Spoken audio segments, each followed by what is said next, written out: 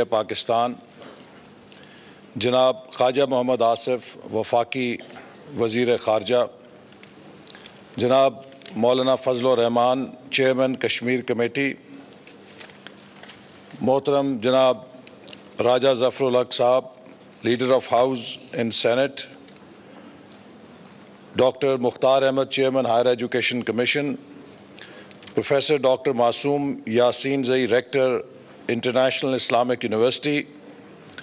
معزز و محترم علماء کرام، قابل احترام پارلیمنٹیرینز، اساتذہ کرام، سفراء کرام اور معزز خواتین و حضرات، السلام علیکم۔ سب سے پہلے تو میں ادارہ تحقیق اسلامی بین الاقوامی اسلامی یونیورسٹی کا شکریہ ادا کرتا ہوں کہ انہوں نے مجھے اس تقریب میں شرکت کی دعوت دی، اور بلا شبہ وہ تمام اصحاب جس میں کہ وفاق المدارس اور ہائر ایجوکیشن کمیشن شامل ہے، جنہوں نے مل کر اس بیانیے کو مرتب دیا ہے، وہ مبارکباد کے مستحق ہیں۔ اور اس سفر تک پہنچنے کے لیے ہمیں ضرور خراج تحسین پیش کرنا چاہیے ان تمام شہداء کو جو دہشت گردی کا نشانہ بنے یا دہشت گردوں کو ناکام بنانے کے لیے انہوں نے وطن عزیز کے لیے اپنی جانوں کا نذرانہ پیش کیا، چاہے وہ ہمارے فوج کے جوان اور افسران ہیں، یا وہ پولیس کے جوان اور افسران ہیں، یا دیگر سیکیورٹی اداروں کے افسران اور جوان، یا ہمارے شہری، وہ سب جن کا لہو ٹپکا اس دہشت گردی کا مقابلہ کرتے ہوئے وہ ہمارے خراج تحسین کے مستحق ہیں۔ خواتین و حضرات، آج جب ہم یہ پیغام پاکستان لانچ کر رہے ہیں تو یقیناً ہمارے پیش نظر ہمارے ملک کے حالات ہیں، لیکن اگر ہم تھوڑے سے بڑے کینوس پہ دیکھیں تو آج انسانیت ایک ایسے دور سے گزر رہی ہے جسے دنیا میں پنکچویٹڈ ایکولیبریم یا ایک بڑی تبدیلی کا مرحلہ کہا جاتا ہے۔ آج سے 400 سال پہلے صنعتی انقلاب نے انسانی تاریخ کے دروازے پہ دستک دی تھی۔ بدقسمتی سے مسلمان ممالک اس دستک کو نہیں سن سکے، اور مغرب نے اس دستک کو سنا، اپنا دروازہ کھولا اور وہ طرف نکل گیا۔ مسلمان ممالک بہت پیچھے رہ گئے۔ 400 سال کے بعد آج پھر اس انڈسٹریل ریولوشن کی جگہ نالج ریولوشن دستک دے رہا ہے، اور اس کی پشت کے اوپر ٹیکنالوجی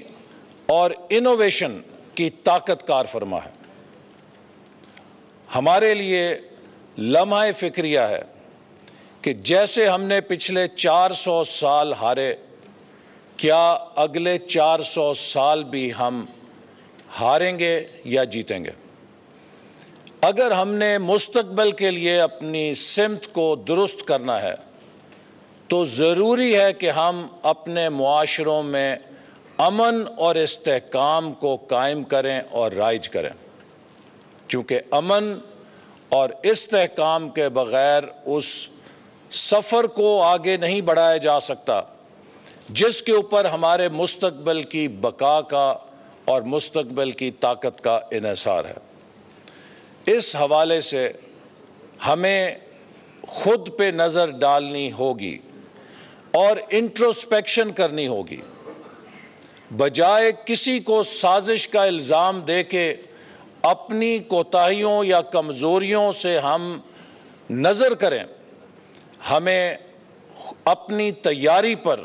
اور خود احتسابی پر توجہ دے کے خود کو چوکس کرنا ہوگا اور اس سفر کے لیے تیار ہونا ہوگا۔ چونکہ پاکستان اس لیے نہیں بنا تھا کہ دنیا کے غریب پسماندہ ملکوں کی صفوں میں ایک نئے ملک کا اضافہ کر دیا جائے۔ پاکستان کی روح اور پاکستان کے نظریے، سوچ یا مرکزی نقطہ تھا وہ یہ تھا کہ ہم دنیا کو بتلا سکیں کہ دور جدید کے اندر بھی مسلمانان جنوبی ایشیا یہ صلاحیت رکھتے ہیں کہ وہ اسلام کے آفاقی اصولوں کی روشنی میں ایک کامیاب ریاست بنا کے دکھا سکتے ہیں۔ ایسی ریاست نہیں جہاں لوگ ایک دوسرے کے ساتھ گتھم گتھا ہوں، ایسی ریاست نہیں کہ جہاں لوگوں کو تحفظ، انصاف اور بہتر زندگی اور عزت نفس نہ مل سکے۔ لہٰذا 70 سال کے بعد ہمارے لیے یہ لمحہ فکریہ ضرور ہے کہ وہ پاکستان کا خواب جس میں ہمیں قوم کو ڈگنیٹی دینی تھی، تحفظ، انصاف دینا تھا اور ایک یکجا ہونے کا احساس دینا تھا، وہ خواب شرمندہ تعبیر کیوں نہ ہوا۔ یہ سب تب ممکن ہوتا ہے کہ جب کسی بھی گروہ یا قوم کے سامنے اس کا ایتھوس یا اس کی اقدار اس کی نظروں کے سامنے بہت واضح ہوں۔ جب قوم کا خود اعتمادی سے یقین ہٹ جاتا ہے، اس کا اپنے بارے میں بیانیہ منتشر ہو جاتا ہے، تو وہ بھی پھر منتشر الخیال افراد کا ایک گروہ بن جاتی ہے جس میں تنازعات جنم لیتے ہیں، اور جب تنازعات جنم لیتے ہیں تو کانفلکٹ کی کوکھ سے اسی طرح کے رویے سامنے آتے ہیں جیسے ہم دیکھ رہے ہیں۔ اس لیے ہمیں اس پیغام پاکستان کی اہمیت کو اس حوالے سے محسوس کرنا چاہیے کہ یہ ہمیں وہ پلیٹ فارم فراہم کرے گا جس پہ ہم پوری قوم کو دوبارہ یکجا کر سکیں، متحد کر سکیں، قوم میں یکجہتی پیدا کر سکیں، قوم کو ایک دوسرے کے ساتھ جوڑ سکیں تاکہ وہ امن اور استحکام پاکستان کو میسر ہو، جس سے ہم 21ویں صدی میں پاکستان کو ایک ممتاز ملک بنا سکتے ہیں، ایک ایشیا کا ٹائیگر بنا سکتے ہیں، اور قائد اعظم کے اس خواب کو حقیقت میں ڈھال سکتے ہیں کہ ہم اس قابل ہیں کہ اس دور کے اندر اسلام کے آفاقی اصولوں کی تصویر پاکستان کی کامیابی کی صورت میں دنیا کو پیش کر سکیں۔ ہم اس خطے میں کئی عشرے سے کانفلکٹ کو بھگت رہے ہیں، اور میں اکثر یہ بات کہتا ہوں کہ جو آج حالات ہمیں درپیش ہیں یہ مکمل طور پہ ہمارے پیدا کردہ نہیں ہیں، ان میں بڑی حد تک ذمہ داری ہے ان عالمی طاقتوں کی کہ جو ہمارے ساتھ مل کر سوویت یونین کے خلاف جنگ لڑ رہے تھے، لیکن جب سوویت یونین کو افغانستان میں شکست ہوئی تو اس خطے میں وہ اسلحوں کے انبار اور پورسٹ آف دا پور سوسائٹیز کے اندر وہ ایک مسلح عسکری جدوجہد کی تحریک کو چھوڑ کے ہاتھ جھاڑ کے یہاں سے روانہ ہو گئے، اور کسی نے یہ فکر نہیں کی کہ جب ایک جنگ ختم ہو گئی تو پھر ہم یہاں پہ اقتصادی بحالی کے لیے اپنی ذمہ داری کو پورا کریں۔ امریکہ کو ٹرافی مل گئی کہ نیٹو کا مقابلہ ختم ہو گیا، وارسا پیکٹ تتر بتر ہو گیا۔ جرمنی کو ٹرافی مل گئی کہ جرمنی کی یونیفیکیشن ہو گئی اور برلن وال نیچے آ گئی، اور پاکستان کے حصے میں 35 لاکھ مہاجرین، ڈرگ رننگ اور کلاشنکوف کلچر رہ گیا۔ آج یورپ یا امریکہ میں 2 درجن شام کے مہاجرین چلے جائیں تو کوہرام مٹ جاتا ہے، لیکن پاکستان نے اپنے اسلامی جذبے کے تحت پچھلے 30 سالوں سے بغیر کوئی ڈالر کسی سے مانگے ان مہاجرین کو پناہ دی، اور ہم اس کے باوجود الزام کے مستحق نہیں ہیں۔ اس لیے ضروری ہے کہ اب ہم دنیا کی طرف دیکھنے کی بجائے سب مل کر اپنے گھر کو ٹھیک کریں، امن استحکام کا گہوارہ بنائیں اور پاکستان کو ایک مضبوط اقتصادی اور معاشی قوت بنانے کے لیے سب مل کر کام کریں، چونکہ آج کے دور میں اسی ملک کی عزت ہے، اسی ملک کی خود مختاری ہے جس کی معیشت مضبوط ہے، اور معیشت اس ملک کی مضبوط ہے جس ملک میں امن اور استحکام ہے۔ تو اس لیے یہ پیغام پاکستان ایک بہت اہم ضرورت پوری کر رہا ہے کہ جس سے ہم اس ملک کو مستقبل کی ایک نئی راہ دکھا سکتے ہیں، اور اب ضرورت اس بات کی ہے کہ ہم اس کو کامیاب کرنے کے لیے ایوان صدر سے نکال کے اس ملک کے گلی کوچے میں، اس ملک کے ہر محلے میں، اس ملک کے ہر گاؤں میں، ہر امام مسجد کے ہاتھ میں پیغام پاکستان کی کاپی تھما دیں، تاکہ اس کا ہر خطبہ اس پیغام کو نشر کرنے کا ذریعہ بنے، اس کا ہر قول اس قوم میں نفرت کی بجائے محبت کے بیج بوئے اور اس قوم کو ایک قوم بنا دے اور اس قوم کو جوڑ دے۔ خواتین و حضرات، پاکستان جب بنا تو اس کے بننے میں ایک بڑی وجہ یہ تھی کہ ہندوستان کے اندر ہمیں بحیثیت مسلمان تعصب کا نشانہ بنایا جاتا تھا۔ قائد اعظم علیہ رحمہ جو ہندو مسلم اتحاد کے سب سے بڑے چیمپئن تھے، وہ بھی مجبور ہو گئے علیحدہ وطن کا مطالبہ کرنے کے لیے، چونکہ ہندوستان کے اندر مسلمانوں کے بحیثیت اقلیت حقوق محفوظ نہیں تھے اور مستقبل محفوظ نہیں تھا۔ لہٰذا اس بنیاد پر انہوں نے دو قومی نظریے کی آواز اٹھائی کہ ہندوستان میں مسلمان اور ہندو دو علیحدہ قومیں ہیں، اور ہمیں بحیثیت قوم اپنے حقوق کا دفاع کرنے کے لیے ایک علیحدہ وطن کی ضرورت ہے، چونکہ ہندوستان میں ہمارے لیے تعصب ہے اور ہمارے وجود کی نفی ہے۔ ایک اقلیت کے وجود کی نفی بنیاد بنی اس دو قومی نظریے کی۔ لہٰذا اب جب پاکستان بن گیا، پاکستان کے اندر اگر کسی مذہب کے ساتھ چاہے وہ غیر مسلم ہندو روا رکھیں تو ہم پاکستان بنانے کے اس مقصد کی نفی کریں گے جس کے بنیاد کے اوپر ہم نے پاکستان حاصل کیا تھا، کیونکہ پاکستان کا مطالبہ ہم نے اس لیے کیا تھا کہ ہندوستان میں مسلمانوں کے حقوق بحیثیت اقلیت محفوظ نہیں، لہٰذا اگر پاکستان بنا کے ہم یہاں پہ غیر مسلموں کے حقوق کو محفوظ نہ بنائیں تو اس تحریک پاکستان کے بنیادی ستون کی نفی کریں گے۔ لہٰذا پاکستان کی بنیاد وہ میثاق مدینہ ہے جس میں نبی کریم صلی اللہ علیہ وسلم نے جو مہاجرین آئے تھے اور جو یثرب کے قبائل تھے جن میں تمام غیر مسلم قبائل بھی تھے، ان سب کو امت قرار دیا اور ایک وجود قرار دیا۔ لہٰذا اس پیغام پاکستان کا مقصد یہی ہے کہ ہم پاکستان میں ہر فرد کو، چاہے وہ کسی مذہب سے تعلق رکھتا ہو، چاہے وہ کسی نسل سے تعلق رکھتا ہو، چاہے وہ کوئی زبان بولنے والا ہو، یہ احساس دیں، یہ تحفظ دیں اور یہ مقام دیں کہ وہ خود کو اتنا ہی محترم پاکستانی سمجھے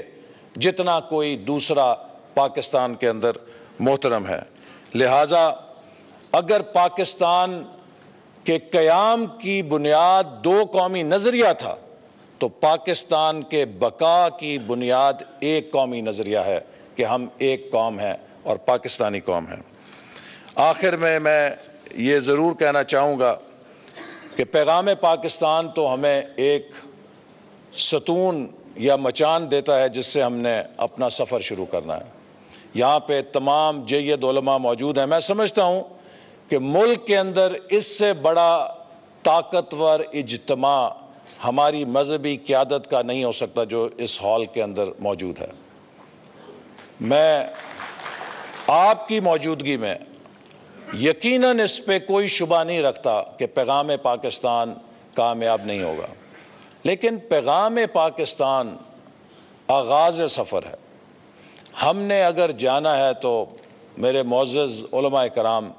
میں سمجھتا ہوں کہ ہم سب کو مل کر اس مسئلے کی طرف توجہ دینی چاہیے جس نے پچھلے 400 سال سے زیادہ مسلمانوں کو زوال کی طرف بھیج دیا ہے،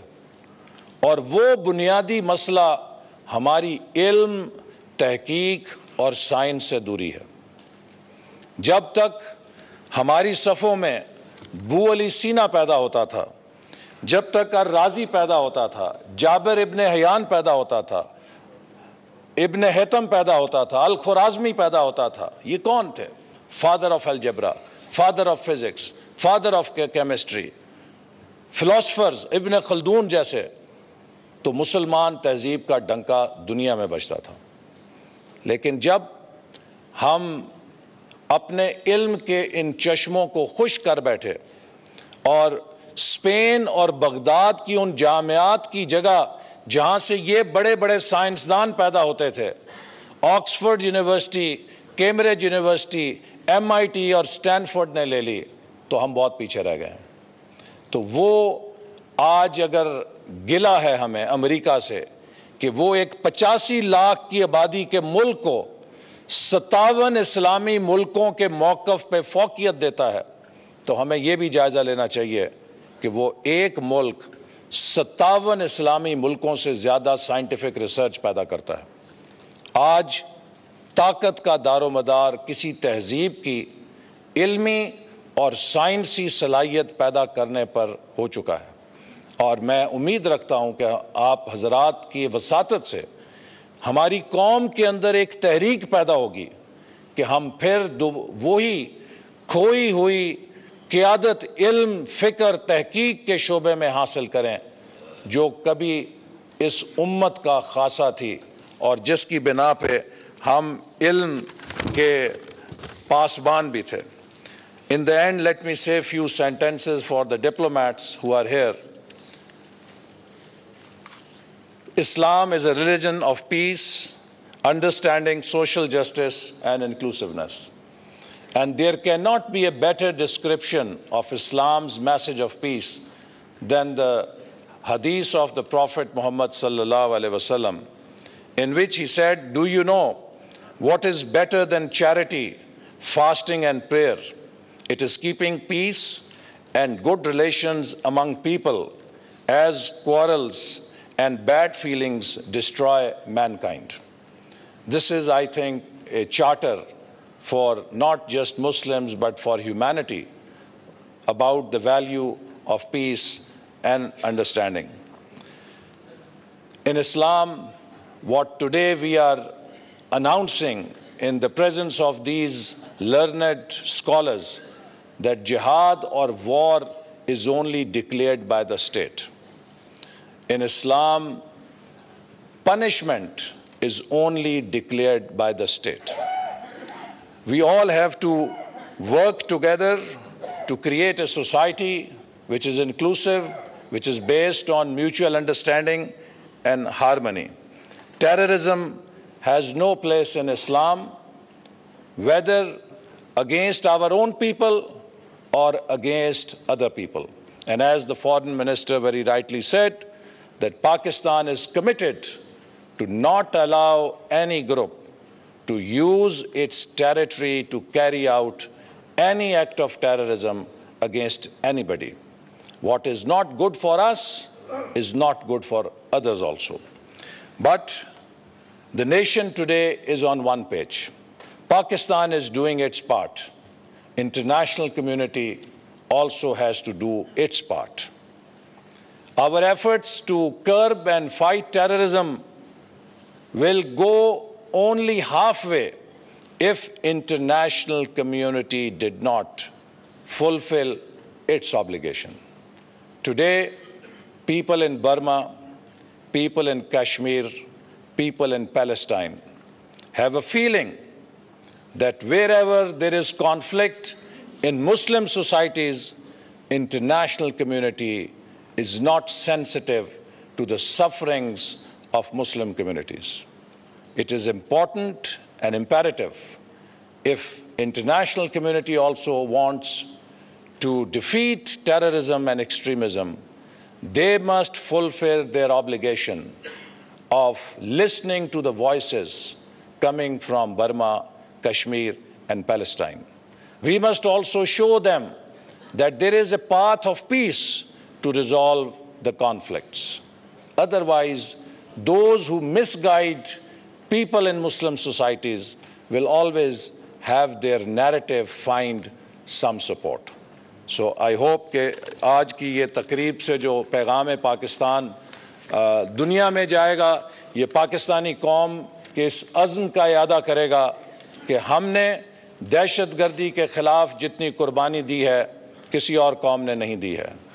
ہماری دہشت گردی کا مقابلہ کرنے کا جو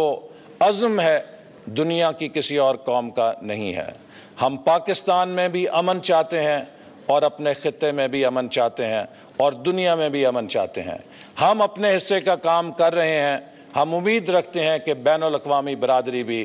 اپنے حصے کا کام کرے گی اور ہماری اس کوشش کے ساتھ مل کر چلے گی تاکہ ہم سب مل کر اس خطے میں امن کو کامیاب کر سکیں. پاکستان زندہ باد.